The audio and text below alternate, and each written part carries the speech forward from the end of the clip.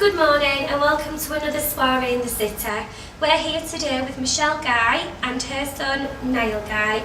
Niall is a Special Olympian. He plays basketball and football, and we're just going to discuss some of the topics, what led you to your journey to where you are today. We've briefed each other earlier, didn't we? And just spoke about nutrition and our different sort of branches have led you to where you are today, really. And which is a gold medalist, is that right? If you could just show everybody at home your gold medal, I mean... That's fantastic. The weight of it. Amazing. Absolutely amazing. The weight is amazing. So gorgeous. It's phenomenal. It literally is awesome. Do you know, I just feel so proud of you now. Yeah. Just seeing that and bringing it home to Sheffield for the whole of the UK. That's just so wonderful. Yeah. I know, you got it, we were saying, you got it in 2015, August 2015, yeah.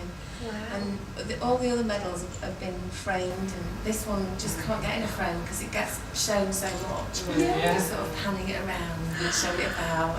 Because everyone's just so proud, aren't they? Yeah. It's And beautiful as well. It's really gorgeous. Can we look at it if you like? Yes, please. just pass it down. The weight of it, I mean, is it gold? No, I don't think it is gold, but Oh, what a shame. it's a shame, yeah.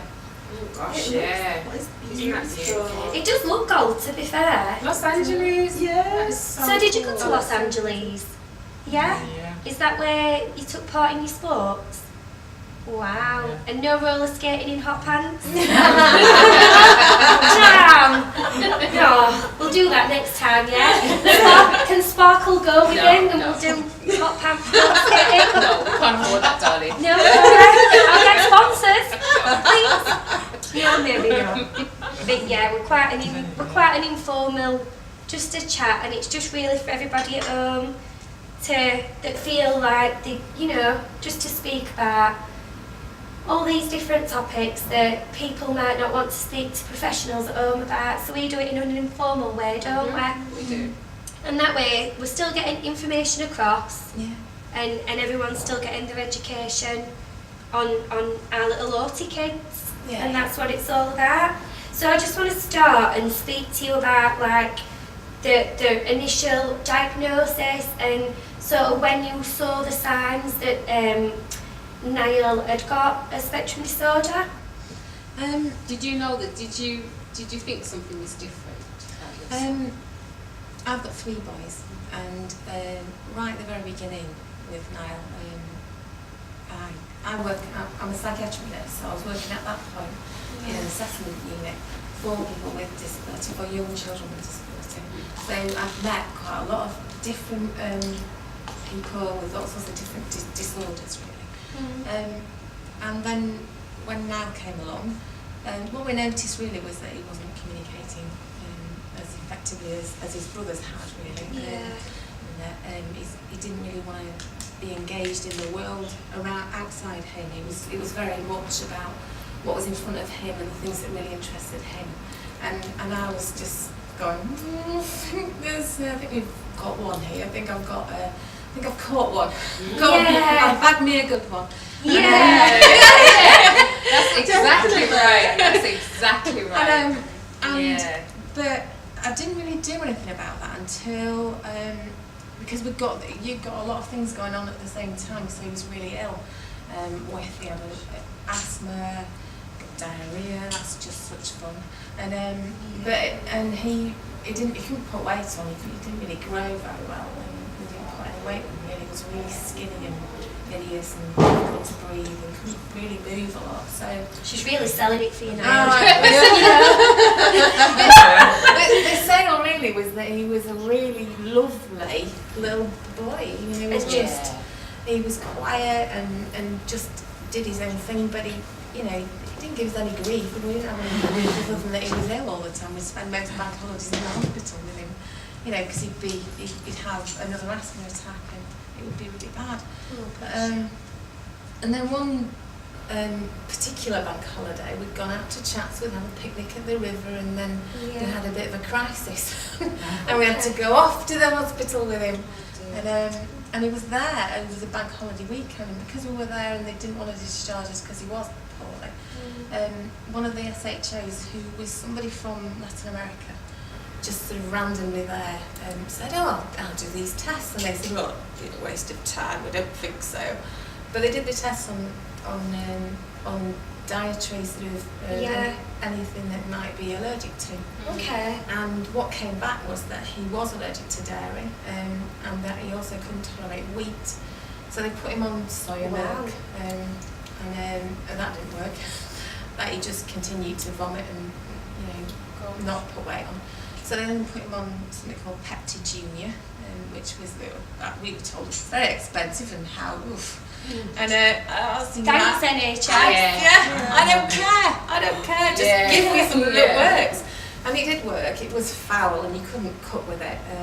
It just made a gelatinous blob if you tried to make And what was it? Were it like a yogurt or a...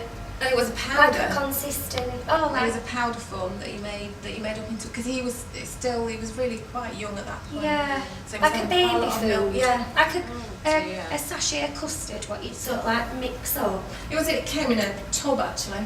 And like a powder form, you mixed it up, you had to mix it up. And it just went sort of squidgy and... It was alright. No, it'd be like a milk, like a baby milk. Oh, okay. But then when you try to make anything with it, because me, I'm a cook, can't help myself, try and make things. Bit of salt and pepper. Yeah. Let's just try and do something with this. What can I make for it? Can I make custard? Can I do this? Can I make a pudding with it? Could I make whatever with it to make it so a bit more palatable? But it didn't work. It was useless. But actually, what it did was make him a lot better. Really? Made him a lot better. Stopped his asthma completely. In its tracks. Really? Yeah, he's not on any asthma medication now, whereas before we were literally pumping it into him, tickling him to try and get him to open his lungs to breathe it in. So that's a top tip for someone with asthma with a child. Right. So you use those spacers. Yeah. Because you can't really tell a small child, and now I want you to breathe really deeply. So we used to get him to tickle, we used to tickle him, and that made him go, which is fantastic. Sparkle Sheffield plug. Definitely, that's amazing, isn't it? It worked really well, but what we found was that he didn't need it. He just didn't need his asthma medication. And this were all to do with like the wheat and dairy. What were it doing? Like congesting him or? Because if you're allergic to something, what you do is like I've got hay fever. So what you do is you create a lot of mucus. And, to sort of block it from entering your system. Yeah. Someone keeps telling me that mucus is like a huge factor to everybody being ill. Really? Yeah, it's mucus that really causes a lot of problems. It does, and if you can get rid of that, in your system, you're more likely to not be as unwell, especially if you've got additional. So what happens conditions. is the germs and stuff clinging to the mucus, and then it's No, I think it's the fact that it's actually there. It's just that it's actually there. If you can get rid of it completely, it makes your health that's what it kind of happens. Yeah, it blocks your system and stops it from working effectively. You need your cells to be clean, really. Yeah. And be able to be open to your cell. It's very complicated. This No, cell wall explain. is made up of all sorts of chemicals. Okay. But obviously, if you've got mucus around those chemicals, that you can't get things. Things can't pass through the barrier properly. So communication. Because your cell walls are all about communication. If they're blocked, then you can't get that communication through, and that's basically what mucus does. It stops it from getting through. And maybe your body's too busy trying to break down this mucus. Yeah. It's not really having enough time To do other stuff. Yeah, that it should be doing. Yeah. And so, I mean, we're covering nutrition because it massively, not just physical health, like your asthma and things like that, but it's been proven that it has a massive effect on autism as well. Well, the other thing that happened was, obviously we took him, he didn't have any bread, he didn't have any soya, he didn't have any wheat at all, but he didn't have any dairy, so no milk, no yogurt, no anything. Right. Calcium must have A difficulty, But he could tolerate sesame, so he had hava. We gave him Middle Eastern dessert called hava, which has got honey in it. You like honey, don't you? A bit of manuka. Yeah, you love honey. It is awesome to be fair. So the calcium we got from sesame seed, and and also in the Pep to Junior, there is counselling within that. Yeah. But what did happen was, because you did live a world that was sort of, oh, just line these shoes up. Or, if you wanted a pair of shoes in a house, you just go along the line and find them.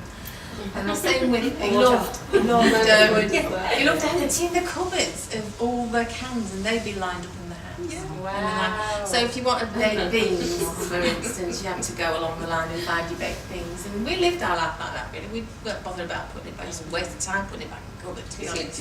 Yeah. Oh, where are the tomatoes? I think they're in the living room.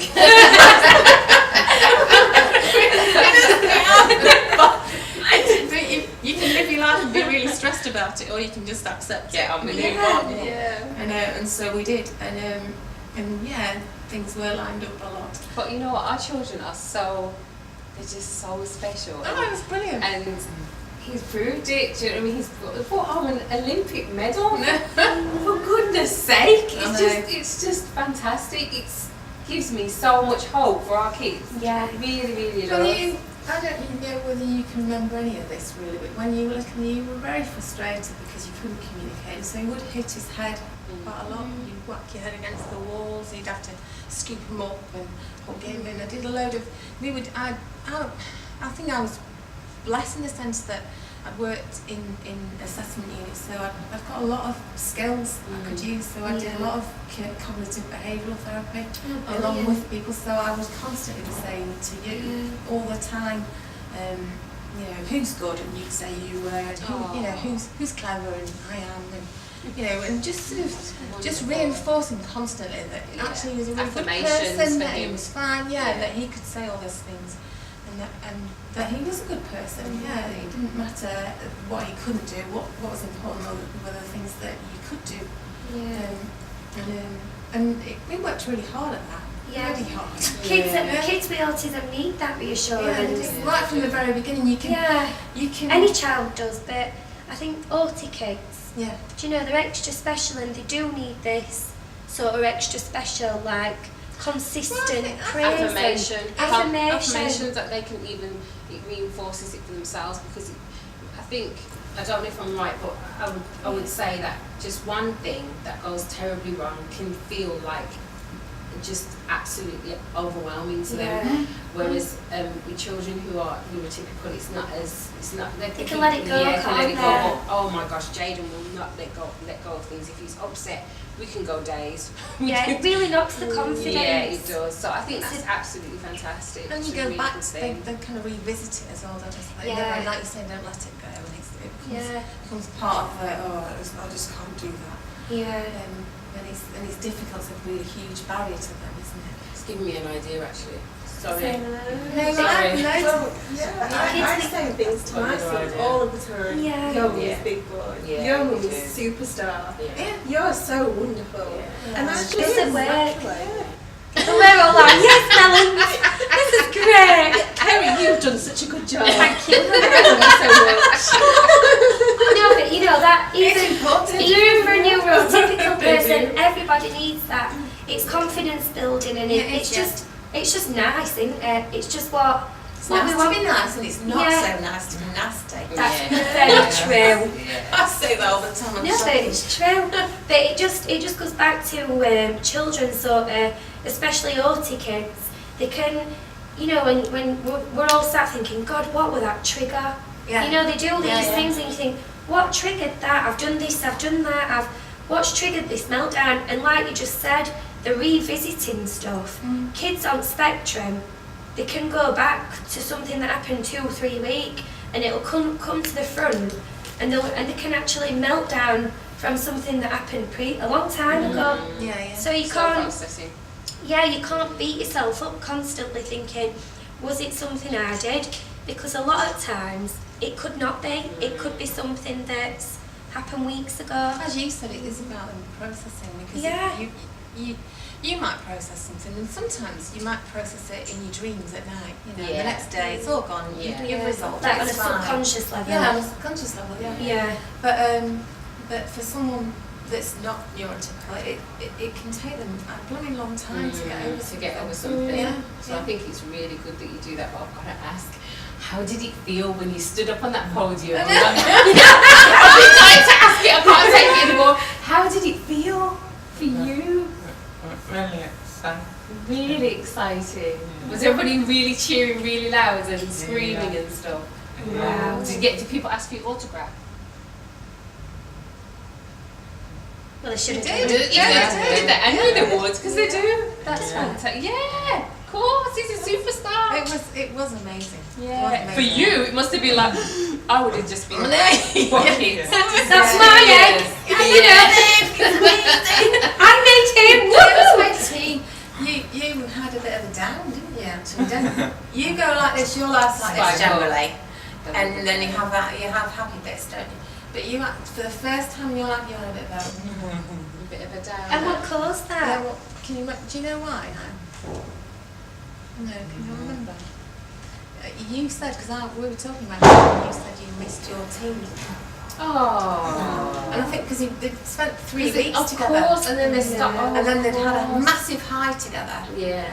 And then all of a sudden, no, all right, we'll go back to normal. Yeah. And there was obviously media and all the rest of it, so we had a bit of an extended glow, and life was wow for a while after. But then you, for the first time I noticed anyway, I don't know whether you, I mean, we talked about it, but I don't know whether you can remember that, but you did have where I thought, oh dear, got a bit of a flat here, you know. Had to do some pumping up again, didn't you? And is this how you got onto your trampoline for the tramp pink? Is this what? I think we need to explain that a bit, because Yeah. So back to it. Right, Yeah. so Niall was assessed at Reigate when he was 3.5, before when I was at nursery really, because it was clear that he was going to need some additional support of some sort. And we got a really vague diagnosis, which was global developmental delay and moderate learning disability, which was neither use nor ornament, except for that it opened a door in terms of gaining some financial support. And at that point, you were 23 in August, weren't you? Money wasn't as tight. So, the battles now are a lot harder, I know they are. But really at that point it was a lot easier. And he got support, got one-to-one support at nursery, stayed at nursery for an extra year, went to school a year behind everyone else. So he was the oldest. Yeah. But when we were at Reigate, a few things happened, and one of them was that somebody told me about a woman out in Grantham who did some brushing therapy, which is neuro-linguistic programming. We took him on a monthly basis to a woman who gave us brushing pathways that we had to do. So there might be across his shoulder and down his spine, or it might be down his arm or across his face. Actual brushes? Like a child's paintbrush. And the idea is to strengthen neural pathways in the body. The reason, I do think it worked. And it's called brushing Brushing therapy. therapy, yeah. And it's neurological. Neuro-linguistic programming. Neuro-linguistic programming. They use it now in elite sports athletes to get that extra 5% more out of the athlete. But they also use it because I know someone who works at an assessment centre for people as a psychiatric nurse. Okay. An assessment centre for people with autism. Over Burnley.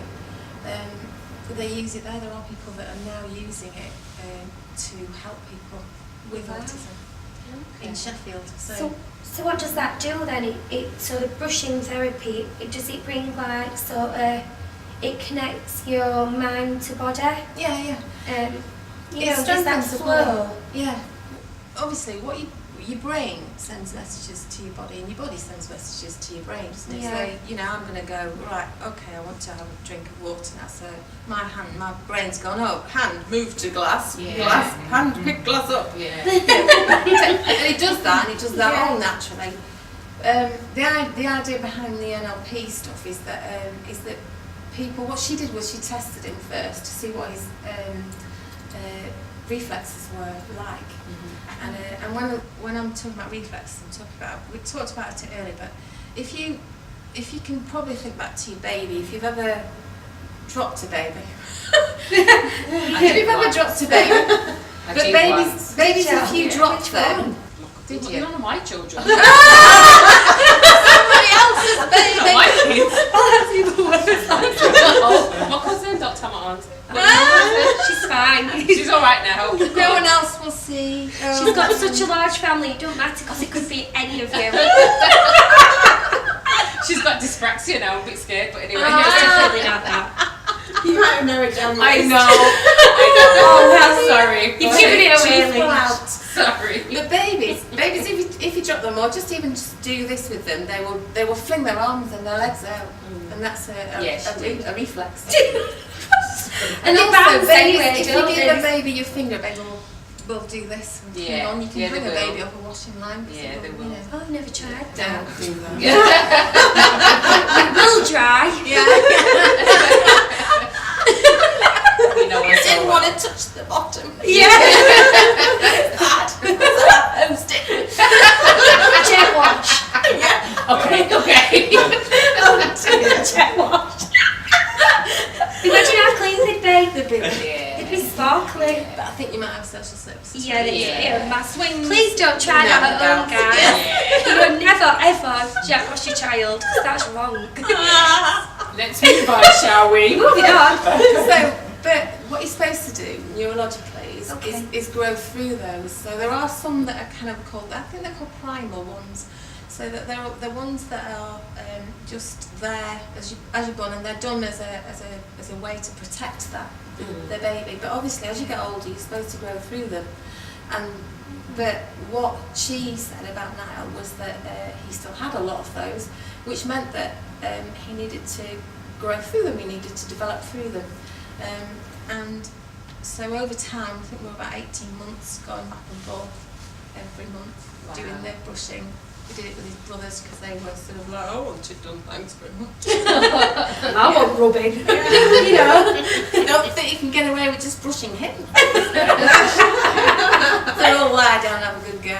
But she would say things like, don't worry, but this month he might be more anxious, or he might want to drink orange juice, or he might want to, he might wet the bed, or he might do this. She'd just say stuff, and I'd think, ridiculous.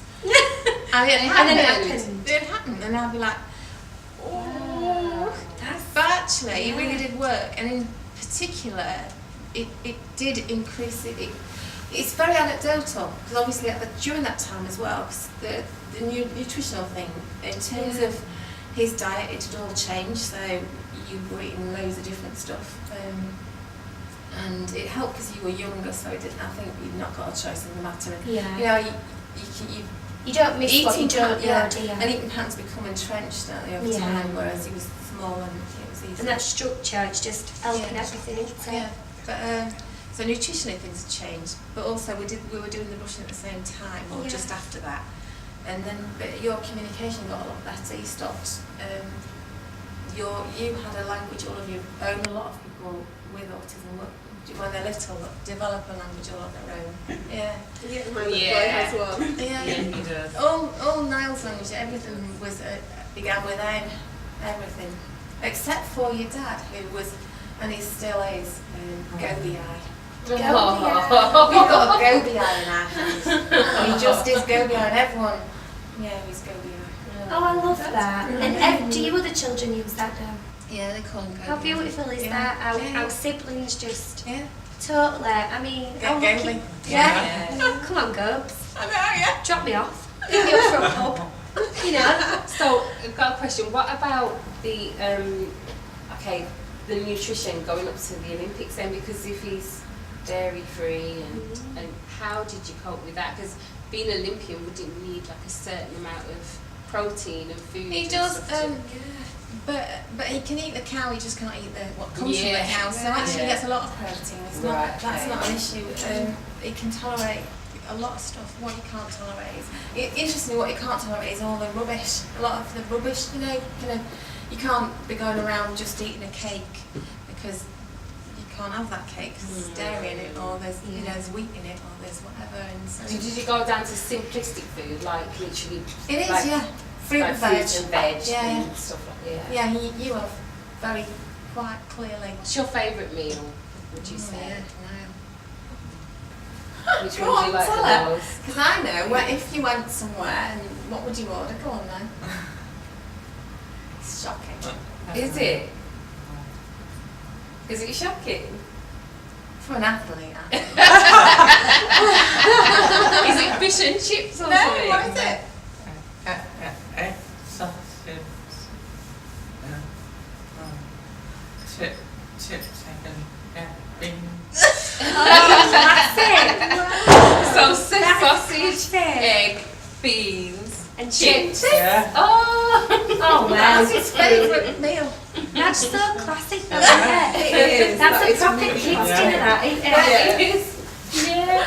Do you know, I love to No, those are the best. You know what? Those are the best. And I've had vegetarian sausage, but yeah, those are the best. Don't even go there. Those are the best meals. Yeah, I love that. That's fantastic. It's so I mean, cool. speaking about nutrition, you're just in your element here, Yeah, aren't you? I am. I love food, and Yeah. it never really. I suppose it's harder for people if they don't like food or don't cook. Or, Yeah. You know, but I love finding different things, and that's me down to the ground. So It becomes a way of life Yeah. as well, doesn't it? You know. I went to see the dietitian, and she said, "Oh, we'll send you to the dietitian." It was a waste of time, and you all related. But mostly because We get that a lot, don't we? completely utterly. I love food. I just love food. Yeah. And it's a challenge as well. I mean, Yeah. finding out things what can substitute, like you said, with Yeah. with I flour would and definitely be talking to you afterwards, because there's a lot of things that I would like to change about Jay's diet. yeah. Because I do find that a lot of our children are classed as obese because their sensory side of things. Yes. Which my son just likes to eat because of the sensory Yeah. feel of it. Yeah. And because of that, he just constantly eats. And I try like to keep just fruit in the house and stuff that. But even with that, because he eats it so excessively, even that he puts on weight. So I would like to take out like wheat out of his diet as well. We don't drink a lot of milk anyway. I tend to have like coconut milk or almond milk or stuff It's like lovely that. in coffee. It is lovely in coffee. Yeah. So you know, I do a lot of think- now I do a lot of no bake stuff, so that's really good. That but kind of raw food stuff for snacks and things. So they're really healthy. Yeah, I'm so gonna be talking. Yeah. to You mean you like carrot sticks and No, like say you make a fruit bar or a nut bar, but we're using dates, and you might soak cashews, and you use those. So My you can favourite make- is cheesecake. You can make cheesecake. Oh my gosh, raw cheesecake is. But you can make cheesecake with no cheese in it. Yeah, that's what I do. Amazing. Yeah, blow bring it your to the mind. office. I'm going to bring it to the office and you'll see It's it's lovely. absolutely gorgeous. Yeah. It's beautiful. Does it taste of anything? It tastes gorgeous. I'm Oh. telling you, you'll Does it taste taste it. of you'll- cheesecake? It's got a cheesecake texture, and it doesn't taste like, you can't describe it because it's not like a cheesy kind of taste, but it's beautiful. It's actually for me, I prefer that than an actual cheesecake. It's Wow. gorgeous. It is really nice, and Yeah, it tastes beautiful. Because at the end of it, Absolutely. when you've finished eating it, you don't feel like really heavy, and, And you don't know, feel like slow, thinking, yeah. And Oh, or don't sickly, or really Yeah. sickly about No. it because it's you just get that nice flavour. It's gorgeous. Well, loads of really nice so flavours. nice. You might So like it. we haven't got long left. I just wanted to speak to you about All Ink, and Yeah. this is something that you created. And I mean, I know Niall, you're Still goes, yeah. yeah, but you're a part of the adult team, aren't you? And trampolining in itself, is it an Olympian sport? I mean, It's not, unfortunately. should be. One of It's my amazing. pet hates that they don't do it. What did he Special actually win the Olympics. medal for? Because we haven't actually said that. Yeah. What did you actually win the medal for? Basketball. Basketball. Wow. Bit of history this, but Betty Cuddello, who is the head of basketball in Sheffield, the City of Sheffield Basketball, she told us that they were the first team historically, first GB team to win a gold medal on an international stage. Wow. That's it. Wow! You are 100% right to do that. That's amazing. said, So oh great. wow. It was That's amazing. brilliant. But All Ink it was about all in trampoline was about people were going to like it, and there was some trampoline that was going on. Yeah. And but then it stopped because the physio left the city and the other person involved in it was pregnant. So the families just said, "Hang on, this is really good. We best crack on and sort this out and do something about it." So we then set up all in trampolining, and we went from pillar to post. But now it's we're at based at All Saints at Gold Sports Centre. That's my old school, All Saints. It's lovely. We were part of the bid for the hall, so the disability group was part of the bid to build the hall in its first years anyway. And we've got 3 sessions, 10 or 11, 11 on 12 and 12 on 1. And we try and do it in age bands, but obviously you can also say, well, actually they much more prefer to be around this age group because they don't really associate with So how do we book on it, just for if anybody's interested? It's a club, so you become part of the club. So you get in touch with Liz. We're on there. You can look on the website. There is a website. So All-Link Trampolining. AllLinkTrampolining.com. Yeah. Yeah. And you can just have a look for us. And they Liz will sort you out and you can come along. But you do come on a monthly basis. You pay on a monthly basis. And I mean, exercise and nutrition, and it's not only healed him physically with his asthma and stuff like that, but it's confidence. Well, socially, you've got friends now. It takes you a while to make friends, doesn't it now? But you've got lots of friends from trampoline. Yeah. That's fantastic. That's really, thank you so much. Yeah, it's great to meet another super parent. Yeah. You know, because all this input that you've had, nutrition and, you know, all this sort of exercise and, you know, changing your lifestyle and your family's lifestyle to benefit Niall has made such a big impact that, you know, he's an Olympian. And it's nice to meet an Olympian. Thank you so much for coming, Niall. Thank you, I'm so glad that you're here. Obviously, he's going to be taking part in the National Summer Games in August in the city. We're going to talk to you a bit more about that. Yeah. Okay, thank you so much. Thanks, Niall, for coming today. And thank you, Michelle. I know that you do a lot as well, don't you? You're on the, what's your title? I'm an assistant head of delegation for the Yorkshire Society for the Special Olympics. So not only is, you know, all this journey that you've been on, look how far you've come. I know. You know, you're just running it, you're running it, and he's repping it. It's just like, wow. You know, well, you've got to get involved. I think you've got to get involved in it. And all this just through having, you know, a neurological difference has made such a massive positive effect on your life.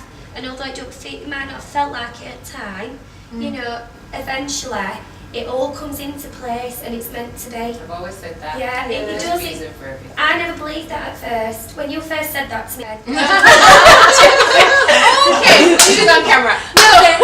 No, but honestly, and then you think, oh my God, it's true. Yeah. And you know, it's meant to be.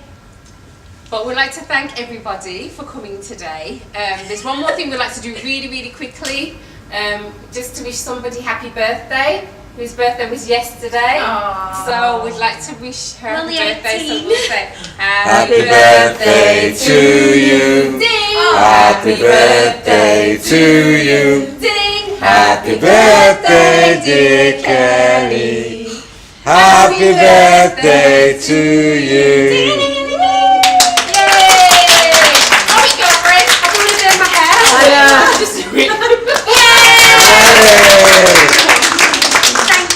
Thanks everybody, and thank you so much for coming today.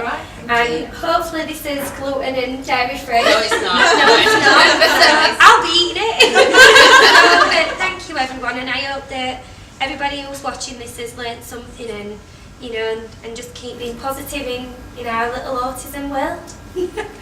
Thank you.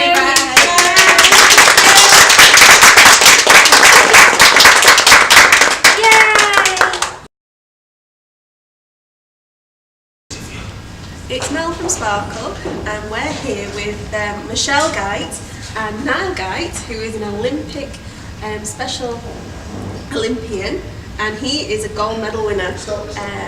We're going to talk about the Summer Games that are happening in Sheffield, starting on August the 8th with the opening ceremony.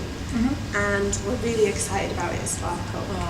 Now, one of the things I wanted to talk to you about was when we first met, you told me about the Olympics, and I didn't realise it was happening in Sheffield. And you got me so excited about it that I contacted the Olympic Committee and I asked them how Sparkle can help, because it is such an amazing, proud moment for Sheffield to be hosting such a prestigious event in our city. And we've asked how we can help in the Games, and one of the things that we're doing that we want to tell you about is Charnjit's son, Hadi. His special interest is Olympics. Yes. And these are all his teddies. Well, a few of his teddies. A few? Wow! He's got teddies, he's got clothes, books, pens, you name it. And we were very, very fortunate back in 2012 to take him to the Paralympics, and he loved it. And ever since then, he knows when the Summer Olympics are on, he knows about Tokyo 2020, he knew about Poijang in Korea, when I don't really know all of that, but he knows about it. He checked out the Special Olympics, he knew it was the only one in England, and he knows that the only other place is somewhere else in Europe that's doing it this year. He's told me so many times where it is, but I always forget. So he's checked it all out, and he's just so excited that it's happening in Sheffield. And Mal's arranged something which was so great of her with the Special Olympics, but I'll get her to tell you. I'm excited now. The Special Olympics, they've been so wonderful to sort of deal with and try and get projects with, and we asked if Hadi could do something special on the opening ceremony night, and he is going to be part of the opening ceremony. He's going to have a performing piece. Yeah, he's so excited. And he is so excited. And we have 20 people from Sparkle. Shivers down my He's just been jumping for joy. He can't wait. He is so excited. You're at my face now. And he is so excited. There's going to be 20 Sparkle people coming to support Niall. They're going to be sat in the family and friends section, and they're all going to be there to support Niall. If we could have pom-poms, Hadi will be there with the pom-poms cheering him on. I'm so excited about it. We've also got a few other things arranged. We're in the process of getting a sensory van, which is all kitted out as a full sensory room inside. Brilliant. It's going to be parked in the Athletes Village, provided by Romper, and all of the athletes will be able to visit a sensory van if everything gets too much, or if they just want some calm time and relaxed time. Oh, how lovely is that? Yeah. Oh. Because there's going to be so many people, there's going to be so much stimulus, so they're going to want a bit of downtime, aren't they? And I think that's a fantastic idea. It is a brilliant idea. Have you found that Niall likes? Do you like sensory rooms? Have you? Yeah, you do. Yeah. What do you like to do for time? When you want to sort of just have your own time. Is it like, do you sort of like going to your own room, or do you like lights, or do you like sort of? Does he like any sort of sensory balls to What do you like?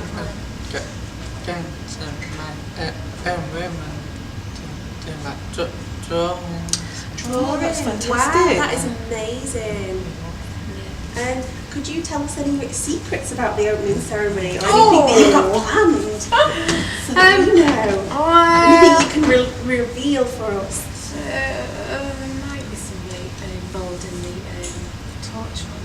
It's not far away from this. Sorry, it was a secret. There might be someone from in the torch one that's not far away from us, sitting on the sofa. That's so exciting. I know. It's really, really exciting. Yeah, not to tell you anymore. So we have to get our camera. Well, we have to get filming, then, don't we? You will. I mean, the opening ceremony, you will be blown away by it. The one. Bath was the last one. It was a little key. The one before that was Leicester, and that was phenomenal. I was worried that the amount of time that they were spending, it was, it just went on forever. But it would be a full sort of opening ceremony with lots of dancing, singing, and fireworks. So it will be really good. And I'm hoping that Sheffield will do as well, if not better than Leicester. Because not that we're competitive, but we are. We are. You want it to be a really good experience for them. There's a lot of hard work and effort that goes on behind the scenes, as you are obviously aware of. And the idea behind all that really is that once it gets to the games, that it's like a really big family meeting that everyone has. That's an amazing sporting event, but also is a really good experience for everyone, and it feels more like a party and more like a holiday for everybody, because it is a lot of it's about the socialisation, about meeting people that you haven't seen in a while, and the friendships that you've got people from across the country that you've made friends with now, haven't you now? And social media helps with that, because obviously in terms of family, Facebook and things, you can still connect, and so you still do communicate with people, don't you? And it's about a celebration about what they've achieved. Oh, it's amazing. And about all the training they've done prior to that. So, you know, it, like you said, it's not just about the sport itself. It's about everybody getting together and having a little party. And everyone aims to the games as well. They are, they're a big calendar day for everybody. Yeah, so people do. It's the biggest part of Sparkle's calendar actually this year, because I am so desperately excited about it that I've just prodded and poked everybody to get them all worked up for it. But I think it's aspirational. I can't imagine that I would have ever thought Niall would be in the position where he is, where, having been now a Special Olympian. As we said in the other interview, historically they are the first GB basketball squad to ever get a gold medal on an international stage. They've never done it. Basketball's not, just not that up there, but, And hopefully this will lead to more funding as well. Yeah, well, the government for the first time gave money for the athletes to go to the World Games this time round. So they didn't have to fund themselves. Or we were fundraising, so we did have a mega fundraising drive. But for the first time, the government actually paid for the athletes to go. And that's monumental in itself. It's a real so recognition of people with an intellectual disability being part of the society, and on par with everyone else, as opposed to, it's just a small group of people and they're disabled and who bothered really. But they really have. They really take it on, and it's a really positive step, and will continue. Yeah. And so it should be. Yeah, absolutely. Yeah. And that would be great to end on that note of equality and acceptance. And we'd like to thank you all for watching. Yeah, and good luck. Yeah, good luck for the games.